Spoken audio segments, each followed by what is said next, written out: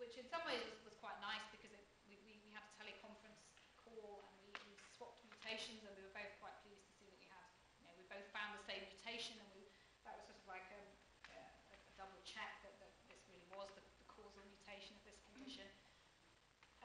Gary's team and our collaboration, we are writing this result up in a single publication, so it will be presented as a single publication. But their DNA test is independent of the Animal Health Trust's DNA test.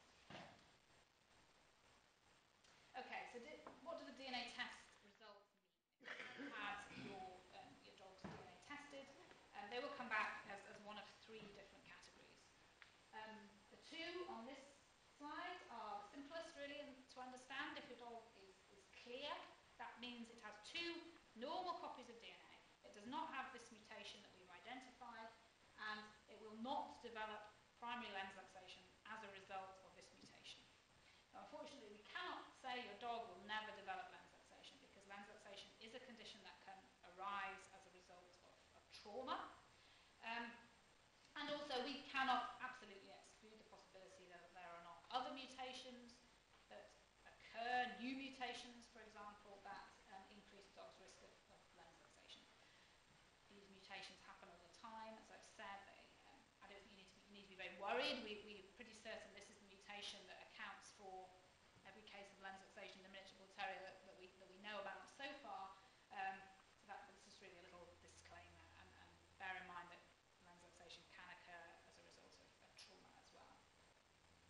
If your dog unfortunately comes back genetically affected, that means it has two copies of the mutation, and it will almost certainly develop lens luxation during its lifetime. I've spent quite a lot of time over the last few months talking to ophthalmologists about their advice on how those dogs should be treated.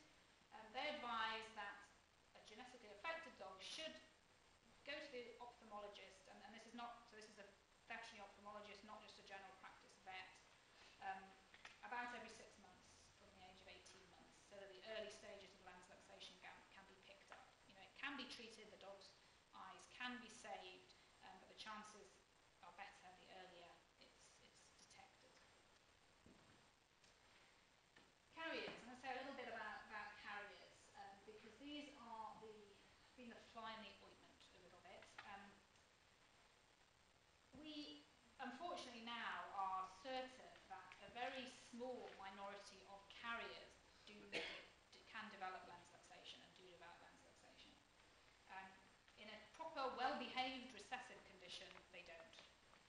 But we are certain that a small percentage of miniature bull terrier carriers certainly do develop lens luxation. We're trying our best to estimate that percentage. It's a little bit difficult to do. In an ideal world, you'd take 100 carriers and you'd follow them through their lives and find out how many develop lens luxation. Can't obviously, that's quite a difficult thing to do. At the moment, we think that the percentage is between 2 and 20%, but actually our current best estimate is about 2.5%, so pretty low. But because there is that chance, we do advise that a carrier does make regular trips to the ophthalmologist as well. There's some evidence that they maybe develop their lens luxation slightly later than the dogs with two copies of the mutation. But again, they should be going to the ophthalmologist every 6 to 12 months from the age of about 2, so that if they do develop the condition, it's caught early. We would like to hear from anybody who has an old carrier. We're interested in two types. We would like to understand why this is occurring. At the moment, we really don't know. We would like to collect DNA from carriers that do develop lens luxation, and also carriers that definitely don't. But by definitely don't, I mean dogs that maybe get to 10 or 11 or 12 and have still got a clear eye check from an ophthalmologist. And eventually we'd like to compare the DNA from those two types of carrier and try and maybe find if there's a second gene, a second mutation that's playing a part in this condition. So we will give a free DNA test to anybody who has a clinically affected dog, if you can also we would ask that if any of you do have your carriers eye checked regularly throughout their lives, that you would let us know. That would be very, very helpful to our ongoing research. Sorry, can I just ask you something? I've always been told that in an interbred, so a miniature that's been bred to a bull terrier, Yes. their puppies will never get PLL. But that is incorrect information you're saying. It is in the light of what we know now. I mean that was, I think when the interbred scheme was set up, that was the best information at the time. But yeah, I think we. I've obviously got a carrier bitch because her father was affected. I actually stopped eye testing when she was 8. Should I? So you're saying I should continue? I think to be absolutely on the safe. You know, her father was genetically affected. He was affected. He had 2 copies. Yeah. Because. Well, no, he developed. Yeah, he in practice he could be a carrier. You see, if he just because his eyes luxated, he could, in theory, just be a carrier. Right. So she, in theory, could be clear. Well, I've got it. I actually did test her. Okay. She's come back. So she's a carrier. Yeah. Just to confirm it. I knew she probably would be. Yeah. Just to confirm, I did get her done. Yeah. And she is a carrier. Okay. So I think to be absolutely on the safe side. We have, certainly in the Lancashire healers, we have seen some very old dogs luxate at sort of 11. I think as a breed, we've been under the impression it was Earlier. sort of about 7. Yes.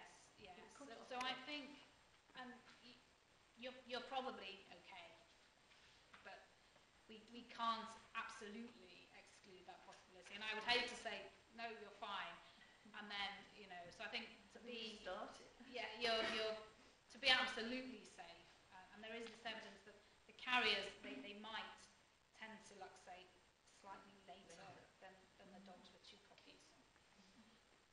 I don't want to get too hung up on this because it's only at 2.5%. Yes, don't get too hung up on it. However, the animal's status is still the same, even though it might luxate. Its status would still be a carrier, effectively. Okay? Yes. So, from a breeding perspective, if you've bred that animal at an early age, you still have to treat it as a carrier from a breeding program rather than an affected. Yes, absolutely. Could I ask, do you not make a distinction between, it's picked up on the earlier point, where you have a known clear, genetically clear standard, assuming that we're entirely happy that its standards are entirely genetically clear, put to a carrier mini, that could in effect produce an affected, and that standard input would have no greater benefit. It could produce a clinically affected dog, but it can only produce a genetic carrier. So if you've got a clear standard and your carrier mini, half the offspring will be genetically carriers, and each one of those probably has this very small risk.